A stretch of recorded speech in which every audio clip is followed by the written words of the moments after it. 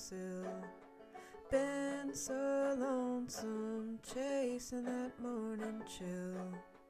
Oh, little red bird, open your mouth and say, been so lonesome, I just about flown away. So long now I've been out in the rain and snow, but winter's come and gone, a little bird told me so. Hello and welcome to the How I Healed podcast. I am joined today by my co-host Mary Lou Singleton, who is a family nurse practitioner, herbalist, and apprentice-trained home birth midwife. She has been caring for the health of New Mexican families for over 25 years. Mary Lou believes all healthcare modalities, from allopathic medicine to energy work and everything in between, have healing potential. That healing is always an individual journey to be supported by community, and that when it comes to healing, effectiveness is the measure of the truth.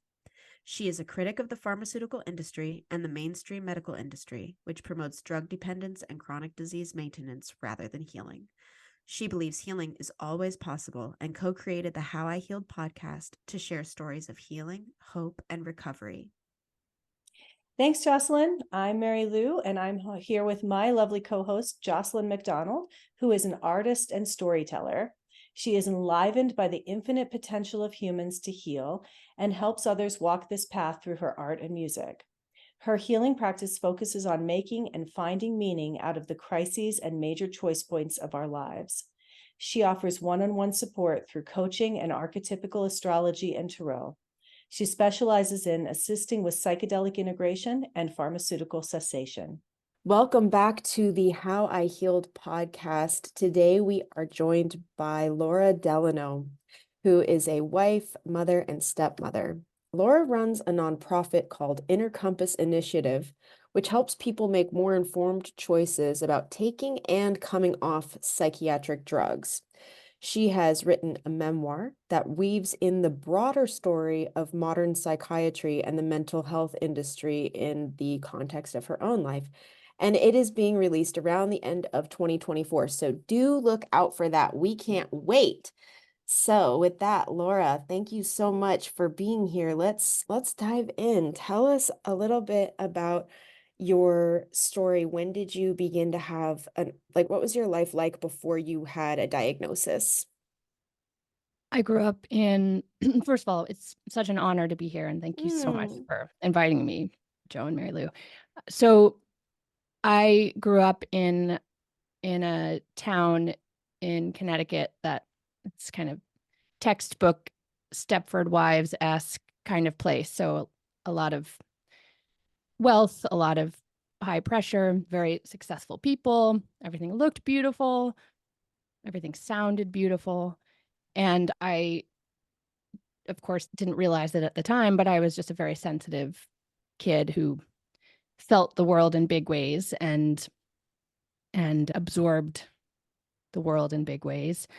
And I also happened to be a very type A, kind of overly achieving kind of kid as well. So that recipe, of course, it's a good recipe for breakdown, basically. And so when I was 13, I was in 8th grade, and I, on paper, had it together. I had good grades, and I was an accomplished athlete, and I, wasn't involved with student government, and I was a well-respected, slightly nerdy kid. And so it all looked good on paper, but I had this profound experience in front of the bathroom mirror one night where I just kept staring deeper and deeper into my eyes, and then ended up losing touch with my body. Everything around me went black, and it was just this channel between me and this girl, this strange girl in front of the mirror. I was like, who is she? And I just completely lost touch with myself. And at the time, as a kid, I had no frame of reference for what this might mean. And I was terrified by the experience. So I ended up trying to suppress it. And I knew I couldn't talk about it with anyone. And in my best effort at making sense of what it meant, I concluded I don't have a real self. I'm a performer. I've been programmed to do well and achieve but who am I really? What is truly me? I'm just a slave, basically, to these broader forces around me. And I ended up, basically just trying to stuff this all inside of me and pretend like everything was okay. And it wasn't long before I began to break down at home, started acting out and cutting myself and just despairing about the meaninglessness of life. And my poor parents didn't know what had happened because it was so sudden. And so they did what all loving parents are basically taught to do in this day and age. They said, oh my God, our struggling daughter needs professional help. They just, the culture of my family as well we weren't necessarily that open about feeling feelings all the time. It was just the culture of our broader community. So I don't recall really talking about what I was going through with them. Before I knew it, I was plopped down in front of first it was a therapist, then I was referred to a psychiatrist. By then I was 14. And in 1 hour, she concluded that my anger outbursts at home and my irritability and my cutting and my talking about wanting to die were all symptoms of an incurable brain disease called bipolar disorder. But don't worry, Laura, it's not curable, but you can manage it well with medications. You can lead a good life. I was fucking 14 years old. This strange woman who I'd never met before has literally just told me that my brain is broken. And she hands me 2 prescriptions, one for Depakote, which at the time I don't recall if it had yet been it had been approved for epilepsy in children, but it had not, it was off label for so-called bipolar disorder, and Prozac. This was 1997. And I just devastated me. I knew so clearly that my suffering and my anger were healthy responses to the environment that I was in. I knew that. I had such wisdom then that I think so many we're all born with. And to be told you're the defective cog in this machine here was just such a profound insult to me. And so I did the best I could to reject the pills. I would hide them in my closet whenever I could. And within a few years, nothing had changed. I still felt like I didn't know who I was. And life still felt like this performance. So by the time I got to college, and I ended up going to Harvard because I was still stuck in this game, even though I knew this game was bullshit, I didn't know how to get out of it. So that disconnect between what my heart was telling me and what I felt obligated to continue to do eventually led me to really break down and basically conclude that psychiatrist must have been right. There's no reason why I should want to die and be so incapable of functioning in my life. My brain must be sick. And then from that point on, basically the next decade of my life was just me getting progressively more invested in this identity of being a psychiatric patient and being sick and managing my so-called conditions with so-called treatments.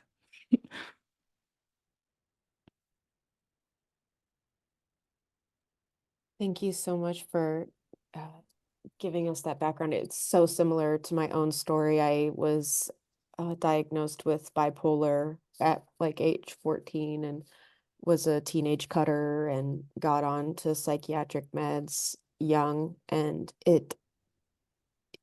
your story just resonates so much with mine. So tell us, how did your attitude start to shift around taking your own authority as the highest authority in deciding what you would and wouldn't allow yourself to be labeled or allow yourself to put into your body? Like, what started to shift for you? It was many years later. I was 27, and I had basically spent from 18 until 27, just the story that I was believing through all of this was that I was just getting progressively so-called sicker. And I was seeing, that the top doctors affiliated with Harvard Medical School, and I was eventually getting admitted to the top private psychiatric institution, McLean Hospital. So basically through my 20s, my life just got smaller and smaller, and my world just became more and more mental patienthood. And so by my late 20s, I had, I could see all my peers around me who had been years into careers, getting married, having kids. And there I was, a professional psychiatric patient whose like daily purpose was making sure I got to my group sessions on time and kept my shrink updated on any new symptoms. So my world was just so small. And I had tried to kill myself when I was 25, and really held that to this day, I hold that decision with deep respect. Killing myself was the most logical decision to make, given the false story I was believing about what my life held for me, which was incurable brain disease that meant I would just be in and out of psych wards and like unable to participate in life. And that's not a life worth living. It wasn't for me. So at 27, I was still kind of assuming, oh, I'll eventually kill myself. I probably won't make it to 30. And I stumbled upon a book. In a book, actually, I should back up for a second, because what had happened first before I found this book was that in this outpatient program for so-called borderline personality disorder, we called it the Borderline Center.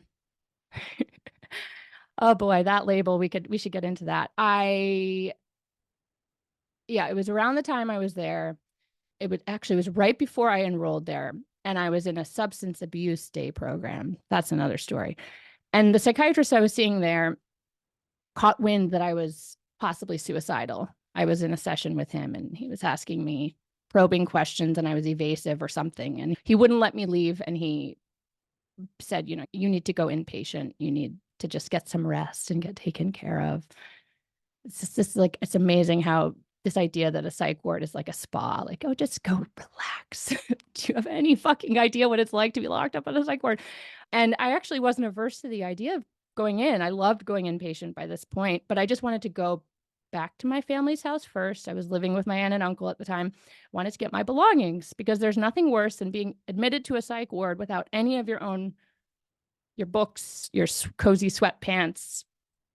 So anyone let me. So I ended up having this encounter with security guards who gave me the so-called choice of going involuntarily or voluntarily. And that dislodged something in me, that experience where, I realized for the first time the system I've been turning to for help, so-called help, the system I've been believing has been caring for me, it's actually a system of control. And I just hadn't seen this before because I had always said yes. And now, for the first time, I'm realizing it's actually not really about care, perhaps. And then I soon thereafter was made to take a drug that I didn't want to take. And so that got me, that it shocked me to realize that these professionals had the legal right to violate my body against my will. So those two things had happened. I also had the police called on me when I slept through a therapy session to do a so-called wellness check. And then I stumbled upon a book by a medical journalist named Robert Whitaker, and the book is called Anatomy of an Epidemic. And I was compelled to this cover. It had an old phrenology head on it, with the little compartments and in place of what would have back in the day, I guess, been like personality traits. There were different psychiatric drug names. And I was like, wow, I've basically been on almost every single one of these drugs on this cover. What is this book? And I bought it without really knowing what it was about. And I began to read it, which was a miracle, because I was on 5 psychiatric drugs at that time. I was on lithium, Lamictal, Abilify, Effexor, and Ativan.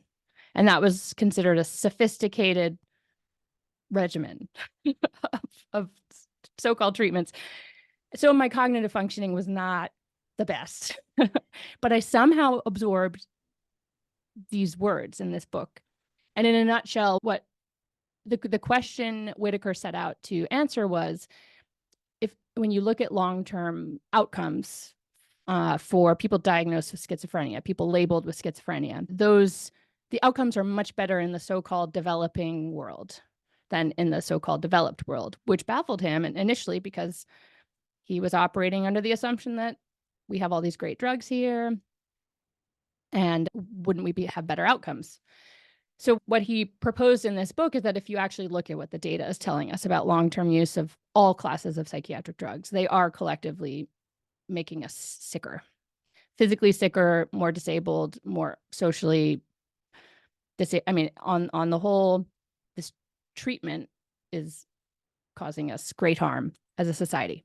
And that was my aha moment, because there I was on all these drugs, being forced to look back on the previous decade of my life, the decade in which I'd embraced being a psychiatric patient, and just the steady decline in every facet of my being, the loss of so much, the growing dysfunction, the growing just despair, and all of it that I had been thinking all along was so-called treatment-resistant mental illness, because that's what I was being told. That's the brilliance of this business model, is that if you feel helped by these drugs, or if you feel better on these drugs, you're told the drugs have helped you. But if you feel worse, you're told, oh, you're just too sick.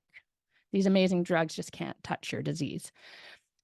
So that changed everything for me. And I realized I have no idea who I am off of these drugs I've been on since I was a kid.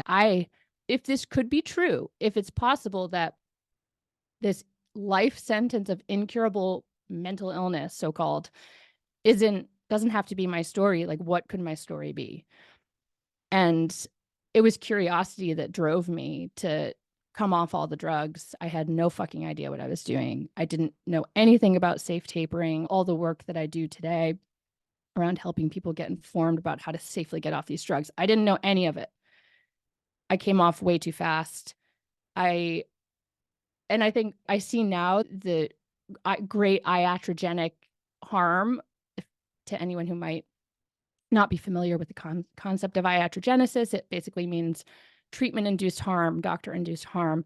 And I, in retrospect, I'm grateful that all those years of all those drugs caused me such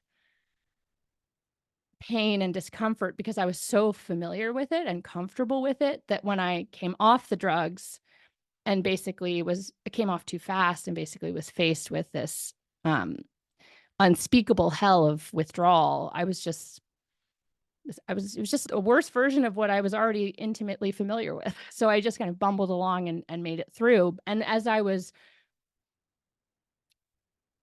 making my way through this terrifying unknown of like who I am off of these drugs, which really was the scariest decision to make, because I had bought into this story through the most formative years of my life that I needed these drugs, just like someone with diabetes needs insulin. All these stories that were taught to walk into this unknown of an unmedicated me was fucking terrifying. But at least I knew, what kept me going, ironically, was like, I knew I can always kill myself. Like, if this ends up not going well, I could always kill myself. And at first I thought it was just about healing from the drugs. And it wasn't until I was maybe a year or two in that I realized that's just getting these drugs out of my system and enabling my central nervous system to heal from chronic pharmaceutical injury is just the beginning, because now the real work begins of unlearning all these stories of self and suffering and letting go of this profound fear I've had my whole life, basically, of my mind and my emotions. This fear that I was taught not just by psychiatry, but by broader consumer society. Like, you don't feel great in this moment, do something to change it. And that began the journey of what is now, I'm 14 years off the drugs, of me just deepening it to the best of my abilities, and any given day, my ability to be with myself, stay with my darkness, my fucked up thoughts, my paranoias, my anxieties, my deep grief. It feels like activism to just like not do anything about my mind, basically.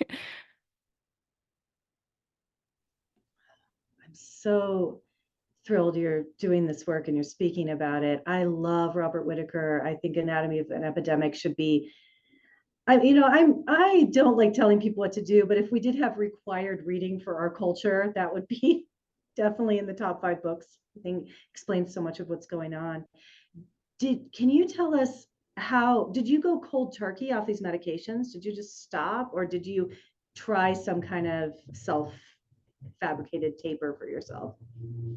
I came off, I agree, by the way, about Whitaker's work. I came off the 5 meds I was on in about half a year, which I consider cold turkey. Basically, at the time, I thought that was slow. And the way I did it, so this all happened while I was at that borderline center, that so-called borderline center. So I had this giant treatment team with, like 7 professionals on it. And for every, it was just wild. So my psychopharmacologist, who was, managing my so-called meds, I feel like so-called and bunny ears, like every other word. And that's something I'd love to get into, by the way, the languaging of all this and how the words we use, like saying medication instead of drug, just changes everything. But yeah, my psychopharmacologist, after I read Anatomy of an Epidemic and found the wherewithal to decide to come off, he really wasn't supportive at all. And he knew he couldn't force me at that point to take them, but he was not available. His approach was basically like, I can't stop you from doing this, but we'll be here when you come back and realize you've made a terrible mistake. So he was actually the one who guided my so-called taper, because I hadn't yet, because I was so at the beginning stages of taking any kind of autonomy and responsibility and agency back. I still was in this mindset of like, this doctor has to be the one to guide me. Even though he doesn't want me to do this, I still have to defer to him. So he's the one who brought me off, and I came off of my benzo in fucking like 2 weeks, which is insane. And then the antipsychotic I was on, I think, was like another 2 weeks. The lithium he tapered, he brought me down off of the slowest, and that was like over 5 months. So I was not in the driver's seat of any of this. And I really did think that a 5-month taper was, an eternity. Yeah. I was just so in the dark. And to this day, I'm, it's amazing how I couldn't tell you. People contact me every day. Do you know a doctor who can help me taper? I literally could count on way less than one hand the number of actual medical professionals I would trust to guide someone through a taper. They just do not understand how slow it needs to be for many people. And because the withdrawal experience is so fundamentally subjective, it's not, you cannot develop some standard protocol that you can just drop down on everyone. It's really depending on so many different factors. And Mary Lou, I'm sure you could share more about this from your, professional experience, but just everything from how you metabolize drugs to, to your overall like nutrition situation. So the stressor, I mean, there are just so many factors that shape how a taper is going to look, that it has to be driven by the individual doing it. By how the person is feeling. And I see all these practitioners, well-meaning often, who just do not understand this and end up really getting the people who are turning to them for help into dire situations because they're coming off way too fast. It's such a difficult area of medicine because there's literally no guidelines. There is no guidance. There are no protocols. And like you said, it's so individual.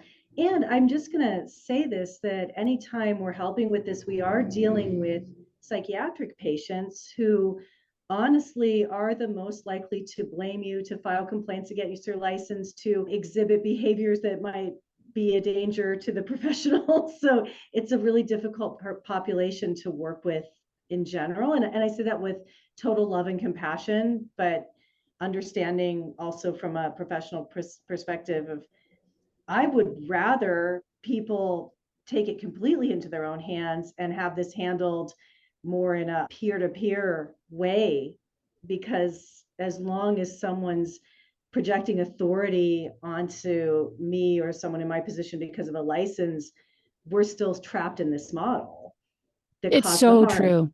It is so true. And I was just talking about this the other day with a friend who's a psychiatrist, that we have imbued medical professionals with this godlike responsibility over in all arenas of medicine with, with human life, that the doctor patient relationship is premised on this idea of the doctor shall determine your mortality. It's just so, it's not, it of course disempowers those of us in a patient role, but it also is just not fair to the doc. It should, to me, I'm totally convinced that if the fear of liability for falling outside the so-called standard of care wasn't there, that a huge percentage of prescribers would be completely on board with helping people taper if they didn't have that very understandable fear of losing their license, of being sued, of having their whole life fall apart. It's a real bind. And we do, as I mean, the work that I do is very much like, I do not think of myself as anti-drug. I really am about fully informed choice, which is very hard. It's very difficult to make a fully informed choice because the amount of information that you need to teach yourself, it's in the context of psychiatry, it isn't just looking at the FDA drug labels and diving into the trials that were submitted that led to the FDA approving these drugs and all the research that's since been published, and of course unpacking all the ways that this research is corrupted and needs to be taken with a grain of salt. It's also just more broadly looking at the history of the DSM, yes, and the whole medical model, and this idea that so-called mental illness is like a pathology in the brain is just, there's literally no scientific evidence to back any of that, including with the more severe quote unquote diagnoses. And so to be fully informed about whether or not to take an antidepressant, even the word antidepressant, you need to understand that word was carefully selected by the marketing division of the drug company to kind of influence the way you're conceptualizing this pill. Even the phrase side effect, that's another marketing term that's it's oriented around training you to see any adverse effect you have as just like, oh, it's just a little thing on the side that pops up. So, no, it's a primary effect. It just happens to not be the effect they are marketing the drug for. So it's just, what does it take to be fully informed? It takes years of research. You know what I mean? It's just, what do we do with that? And yeah, within medicine, there's so much loyalty to these drugs. And in my opinion, that's because so many people within medicine are taking these drugs. And what I see again and again as someone who's been an activist against this paradigm since my late teens is the continual, it's like dealing with a fundamentalist religion. And when you try to have an argument, as soon as you refute their point, they don't go further into their point to try to defend it. They switch to another point. An example would be when I was in graduate school and we were doing a group project on evidence-based medicine. And I was like, great, I am going to do antidepressants and all of Irving Kirsch's work. And really, we have stacks of meta-analyses that show these drugs are no more effective than a placebo and that they're dangerous. And it was so fascinating. We'd spent this whole our whole education being with, evidence-based medicine. Everything has to be evidence-based. Anecdotal doesn't matter. Anecdotal evidence doesn't matter. We, as a group, read these meta-analyses, and everyone in my group is saying, this is interesting, but anecdotally, people report that they're helpful.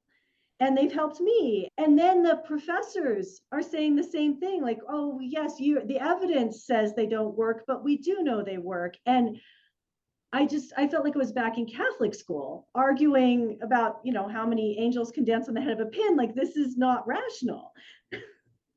Oh, it's so true. It's so true. The number of times I've heard that, I've seen these drugs save lives, and it's such a fascinating mental flip that because it's completely true that in our layperson withdrawal world, this world that I come from, where we have at this point tens and tens of thousands of stories of harm, of tapering, of healing, of course, this gets dismissed as, oh, it's just N of one, anecdotal, blah, blah, blah. But just as you said, when I think the emotional and I mean, the investment, like I feel for a doctor and I feel for a psychiatrist or any kind of mental health professional who's just their whole sense of self is invested in this story of mental and emotional suffering and madness and craziness as medical pathology and all that comes out of that. I mean, to call that into question is to call into question their very existence, their very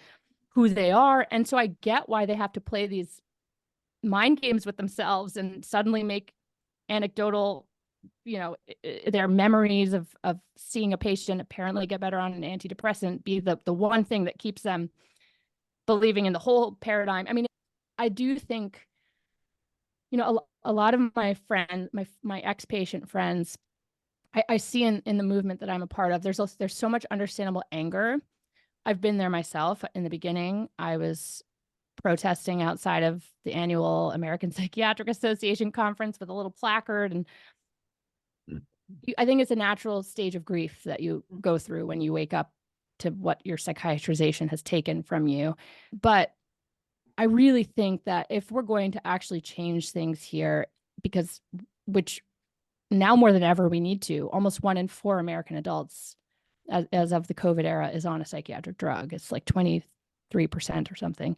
And among people under 35, it's much higher, especially now with the pushing of amphetamine deficiency disorder. Oh, yes. Oh, yes. And I loved your article a while back. You had that great article on the whole so-called ADHD thing. The time is now to go deep within ourselves and muster the compassion and empathy that we need to have when we engage with mental health professionals, because they are in survival mode here. And just saying, fight the mental health system isn't going to change. We need to reach people at the heart level.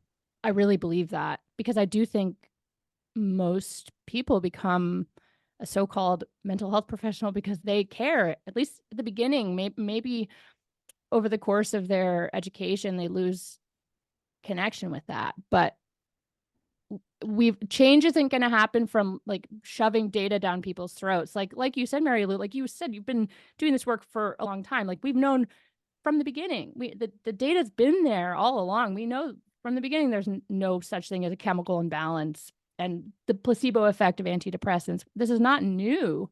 It's not going to be data that changes things. It's going to be our stories at the heart level, sharing with vulnerability and compassion, because every player in this mental health industry game has been misled and in some way. And, it's false stories that have gotten us into this mess, and telling true stories is the way we get ourselves out. As I really believe that. And I think if anyone in your audience is like in the midst of trying to get off these drugs, and I say this all the time to people who reach out to me for help, it can feel like, my life is over. I've wasted all these years being medicated and I've lost so much. I think when you get through this, the calling that you might well feel to take what you've been through and use it as fuel to catalyze, use it as energy to catalyze organizing and awareness. I mean, it ends up becoming the most powerful tool we have is our stories, because it really is. I truly believe this is going to be how change happens, is like one connection at a time, sharing your own story of stuff, of darkness and light, of course, and just spreading. That's like my strategy, my tactic, or whatever, whichever you call it, strategy or tactic. I don't know which is which. I want to return to the question of the sort of like provenness of the entire thing, both the serotonin model of depression and the idea that serotonin agonists influence that.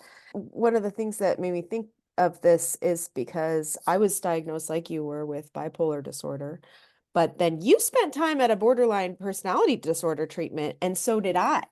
And so it made me realize, like, I remember sitting there in my psychiatrist's office and him telling me, you either have bipolar or borderline.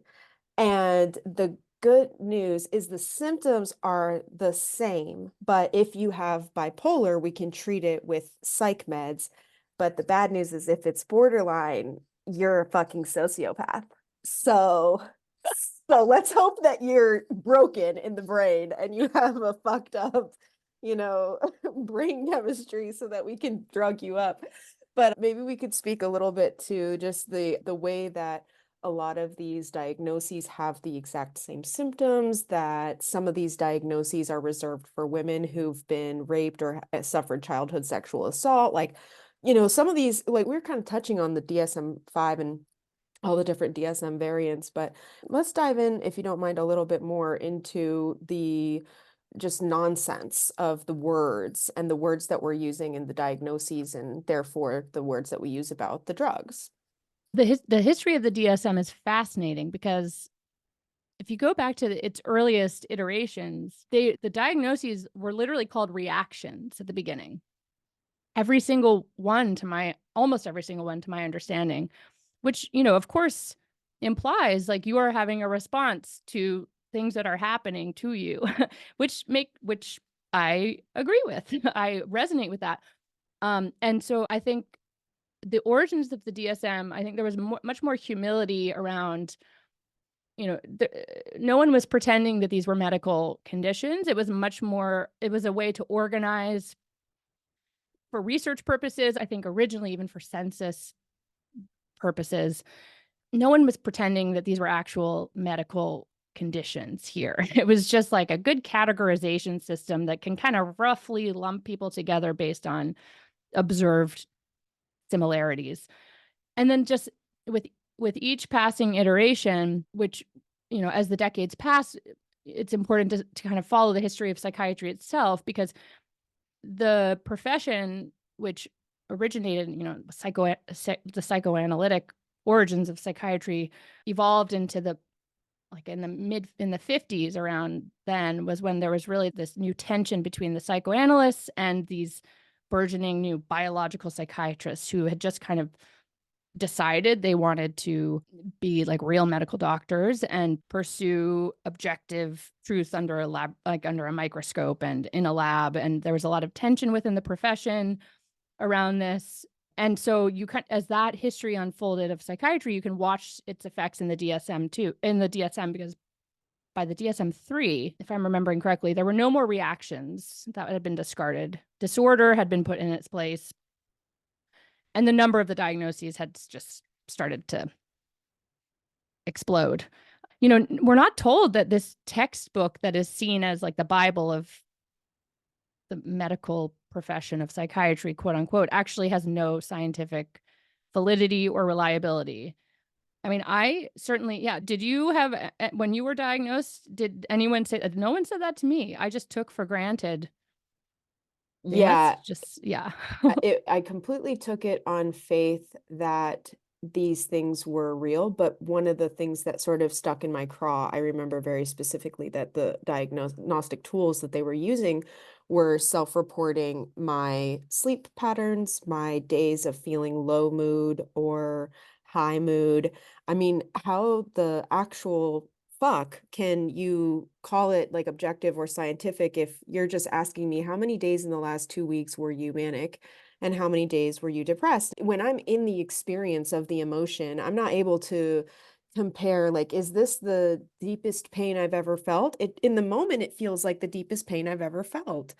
But if I were to compare it to this other time, maybe that time would be way more like the person who is in the height of an emotional crisis or the low of a long-term emotional burnout with like low energy and stuff is not capable of accurate self-assessment. And the only diagnostic tool that the expert can really refer to is a survey. And they don't have insight into my life. They can't see like all the drugs that I've been abusing because I don't have healthy coping mechanisms, or all the like, sad songs that I've been playing to reinforce the mood that I'm already in. This is just completely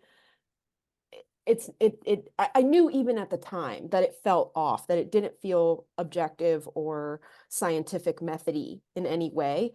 And so as they're telling me, like, you have this symptomology of borderline personality disorder or bipolar disorder and all these things that we can help you with the drugs, I completely just accepted that regardless of how it felt to hear that there was something wrong with me, I had to trust that the drugs would cure it because, like I was a teenage cutter and then I tried to kill myself. And I knew that I didn't want to keep going into these ups and downs. I didn't want to have my relationships exploding in my face because I couldn't show up reliably in my relationships with others or in my relationship to work and making money and stuff like that. So it was really just like, I'll take whatever you say I need to in order to stop feeling this way. But there was also no addressing of the root issues other than talk therapy. So let's go into your family constellation. Your parents got divorced when you were 2, you were in a cult, you had sexual assault experiences. Like, we're just going to dredge up all of the traumas you've ever endured every week, and you're going to simultaneously be told that you have this chronic depression disease while also being reminded of all the people who've betrayed you and let you be exposed to really deep harm and all the ways that you don't have any coping strategy. It's just like, how could a person be reminded of all the things that are wrong with them every single week over and then ever let any of that go? So the combination of therapies is so ineffective. Talk therapy combined with psych drugs. I think what you're describing in that process too reveals the foundational flaw of the whole model, which is this belief that something outside of you can fix your psychospiritual distress. And I think some of the old psychological models are still so useful, of that idea of who becomes depressed, who experiences that. It is people who have an external locus of control. And this entire industry reinforces and elevates the external locus of control, which is part of why everyone who enters that industry and stays within that industry gets sicker and sicker. Totally. And I think and Freya India has started to write a lot about this. I don't know if either of you are familiar with her work. She's a Gen Z incredible writer who's really nailing so I'm 40 now, so I'm an elder millennial. And so this phenomenon was just beginning when I was coming up in psychiatry, where in adolescence, when you are questing for meaning and for belonging and for purpose. And, it's such a fundamentally spiritual time of life, whether you realize it or not. And because the time we live in, we're just for so many different reasons, social media, internet, consumerism, like the technologization, like of everyday life, for so many reasons, we are also disconnected from our bodies, from ourselves, from nature, from God, from everything, that there's just this empty void within us that is seeking a place to belong.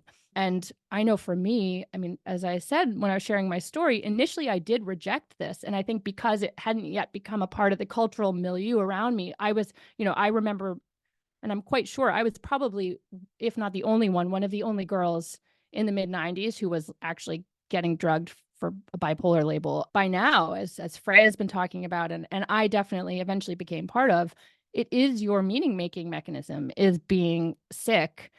And therapy, my goodness, I fucking loved therapy. And just when I think back to the hundreds and hundreds of hours I spent sitting in front of a professional, just talking about myself and thinking about myself, and just placing so much emphasis on my emotions and my thoughts as just the most important things in the world to be grappling with and exploring. And initially I knew it was all bullshit, but I just slowly, that memory just like that knowing atrophied over time until it really was like, I honestly, when I think back on it, it almost makes me laugh. Like, I saw the purpose of therapy as just bringing interesting, difficult topics to my professional to give to them, to just talk about. And I didn't even have a drive to get better, quote unquote, anymore. I just wanted to feel cared for and feel seen and validated and heard. And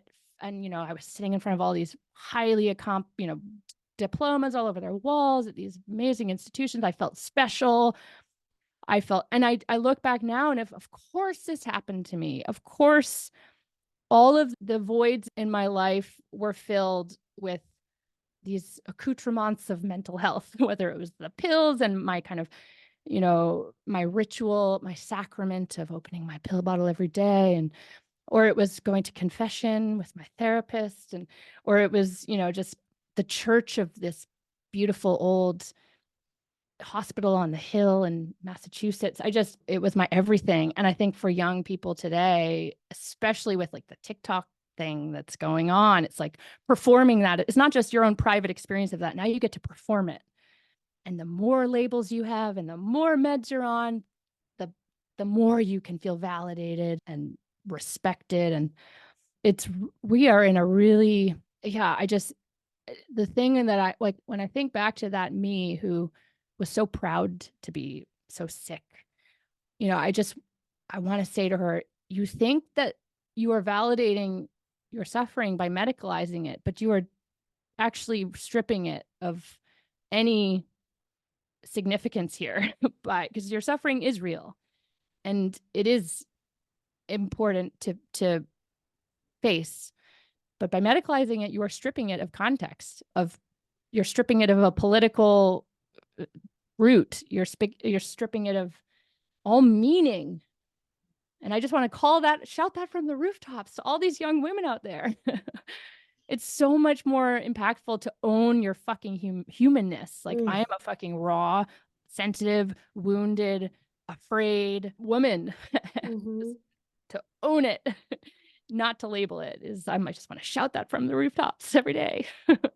Yeah, I want you to talk even more about that, because like what you said about it strips the context from the experience. And when we experience any healing symptom, whether it is psychiatric distress, emotional distress, or whether it's a cough, cold, cancer, there is a context that produces that healing symptom, because our bodies are wise and they're trying to find homeostasis and balance in our environment. So let's talk a little bit about the context that this stuff occurs in and why it seems like it's actually just, we talked a little bit about TikTok and how these things are kind of socially contagious, but yeah, let's talk about the framework that we're all living in, that we're like picking up these diagnoses.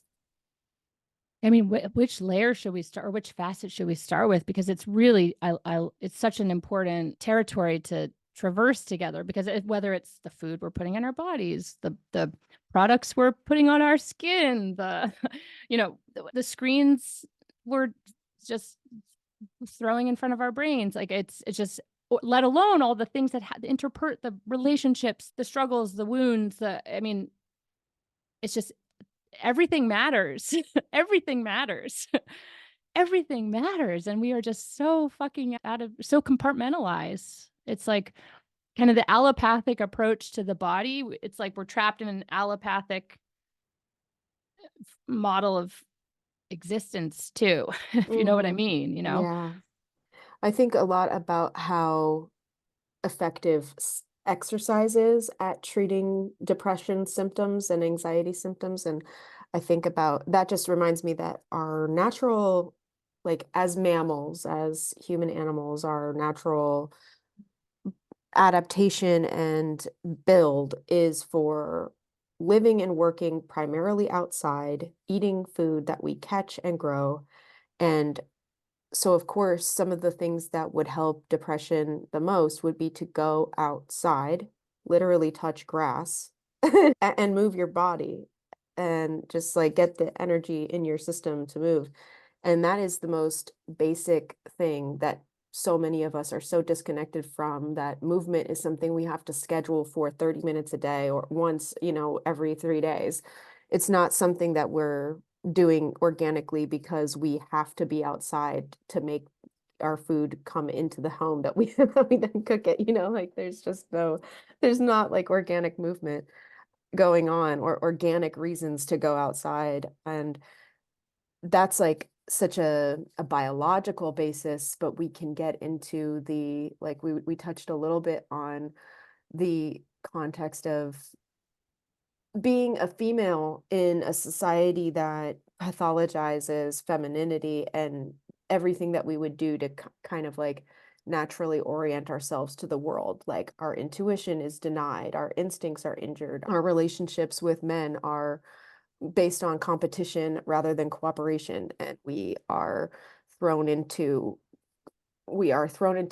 systems that work us out of any type of energy that would be organic. Before we started recording, we were talking about trying to live with our period cycles, and I know so few women who even know what like luteal or follicular mean as words, much less that, you should eat more protein when you're ovulating and more carbs when you're luteal and rest throughout these, you know what I'm saying? Like, I feel like I'm rambling at this point, but I think we could, pick any one of those layers to talk about the context.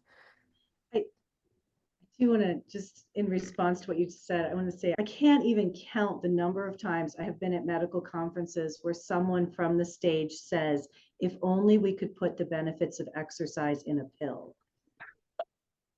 I've heard it at least 10 times. And yesterday in my email, I didn't even open it. I was like, I can't even go there yet. But I got a news alert that now there's a new pill that mimics the benefits of exercise in the body. Wow. So that says a lot about what we're dealing with this paradigm. But then also when we talk about living in sync with our cycles, I think it's important to remember that the vast majority of heterosexually active women of reproductive age in our culture are not experiencing ovulation, are not experiencing a menstrual cycle. They are temporarily, hopefully, chemically sterilized. Oh my gosh. I'm glad you're bringing that up.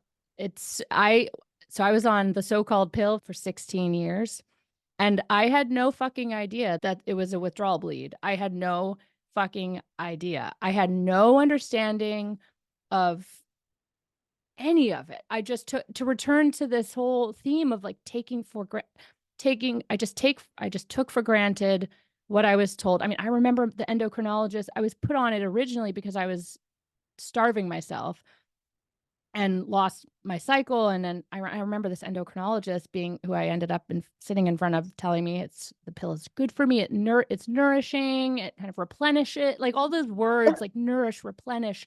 I had no fucking idea I didn't even understand, I had no understanding about any of it. I just took it for granted. And that's something that I think about every day. Like, what is it that, like, what had happened in my life?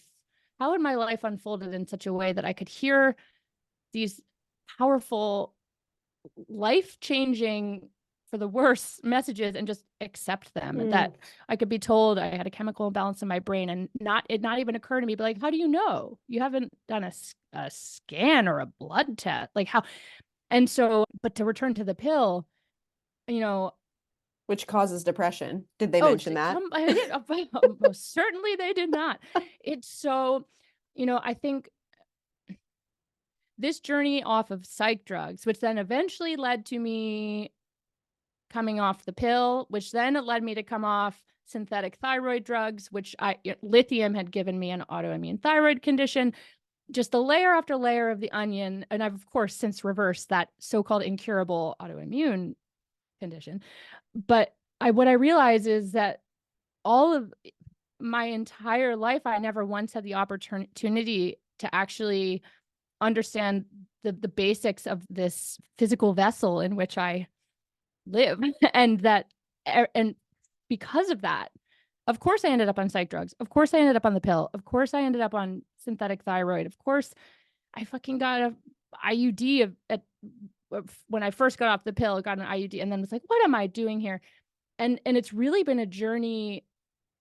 Like it's not about journeying away from pharmaceutical living. It's about journeying towards your nature, your fundamental nature. And I think that is terrifying, to own responsibility in that way. I remember a few years ago, like seeing a woman I was friends with on Facebook talk about how she's teaching her boys, about about women and about being a responsible man in the world, and like to recognize that you can get a woman pregnant any day of the month.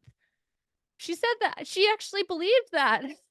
And she was thinking she was being a responsible mother, teaching her boys to basically be like, be careful, because you could impregnate a woman at any day of her life at any time. I'm like, how? And then I realized that would have been me. I probably would have thought that at the beginning. It is true that men are fertile every day of the month, but women are only fertile 2 to 4 days out of the month, right? So how to parse that out? Because I think it is important to teach boys, like, the responsibility is on you because you're the problem, because you're fertile every day. So but you're right. The number of medical providers who believe that, who promote that lie, is horrifying to me. And I think we have to keep remembering that we are dealing with an insane system. The people who are indoctrinated into it really do believe depression is caused by a deficiency of serotonin, and that women can get pregnant any day of the month if we don't put them on chemicals to stop that from happening. They're invested in that, and they believe those falsehoods. Yeah. And I think, to return to this, because underlying everything we're talking about is really consumerism and the quest for the quick fix. And I think that's like the elephant in the room here, is that, of course, it's very enticing to think that you can just ingest chemicals once a day and then you get to be so-called free and do whatever you want with no repercussions. Of course, it's enticing when you're overwhelmed by profound mental suffering to think, oh, if I just take this little chemical, it will fix things. And it's really hard to let go of that. I was a full believer in the church of the quick fix. That was my, achy, like tearing ligaments in my knee in 4th grade. And the doctor says, take 800 milligrams of Advil a day or whatever it was. Of course I'll do that. It's really scary to own, like, it hurts to be alive and to be with suffering, to be with risk, to be with uncertainty, to be with to really own, like, the gravity of being alive in this world, the grave responsibilities we have, or we're designed to have, over our bodies, over each other. It's fucking terrifying to really own that. And but I think that's where we've got to get to if we're going to shift away from medicalized, pharmaceuticalized, consumerized, professionalized living. We've got to realize that the quick fix is not just an illusion, but it's a suffocating cloud that's just keeping us so far from our true self, our true nature. And again, the evidence is clear that it's not fixing anything. People are just getting sicker and sicker. So this might be a big ask, but do you have any magic words to break the spell that people are under when they are believing in this church of chemical imbalance and this hierarchy of psychiatry? Oh, it's when I think about that question, I'm like, what would I say to the me 14 years ago? Because I think it really is about struggling people at the heart of it. I'll speak for myself. I had a deep yearning to feel seen in my pain because I was terrified and I felt very alone and alienated and isolated. And I think I would say to the psychiatrized me, I see you in your pain. I see you in your terror. of this pain. I see how tired you are. I see how overwhelmed and confused you are. And I promise you, there is a way through this. And perhaps more importantly, there is a way to be with this where you feel free. Because I think I was so convinced that freedom was the absence of pain, and that pain was an obstacle and a chain around me, and that if I could just free myself of pain, that would be freedom. And to me, freedom is being in the thick of the most twisted, fucked up shit in your head and just like letting it take you over and just sitting with it and not doing anything. Freedom is feeling overwhelmed by despair and not being afraid of it. That being said, we need each other. We can't be alone in this. And it can feel really enticing to have that kind-hearted therapist across from you, seeing you and hearing you and feeling like a companion in this. But I know for me, there's been nothing more healing than sitting with another woman who's tried to kill herself and be like, what a journey life is.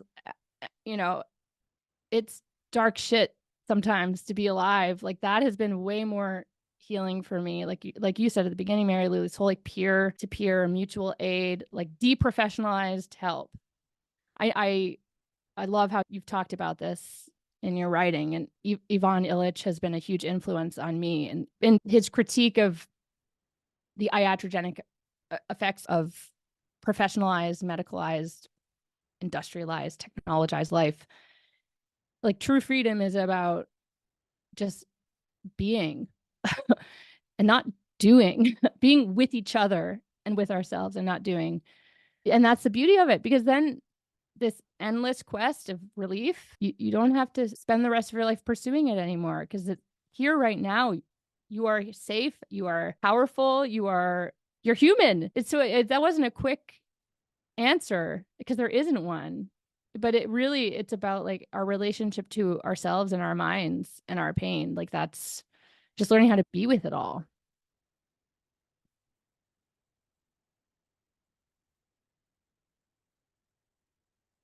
Thank you so much to all of our listeners. If you enjoyed this podcast, please like, share, subscribe, leave us a review on Spotify and Apple Podcasts. If this show means a lot to you, become a subscriber, either the free or paid tier.